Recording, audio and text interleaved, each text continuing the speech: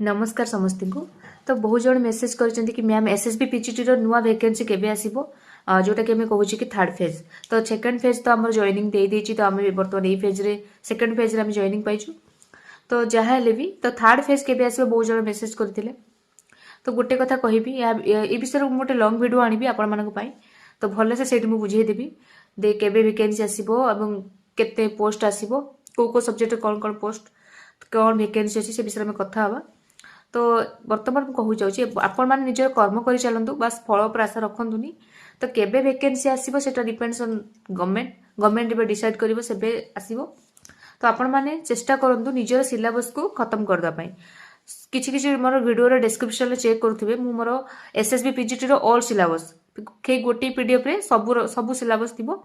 आपण माने मते से लिंक रे क्लिक कले मो पाखो शेयर आसीबो मेल रे, मु ताको शेयर कर देले आपण माने पीडीएफ आकार पाई जिवे। तो डाउनलोड करके आपण खातार लिखंतु कि डीआरएस कर दियंतु आपण को सिलेबस को, एवं सिलेबस को भलो थोरली पढ़ंतु एवं जहाँ भी आपण बुझिले ताको माइंडफुली माइंड रे रखंतु सिलेबस को।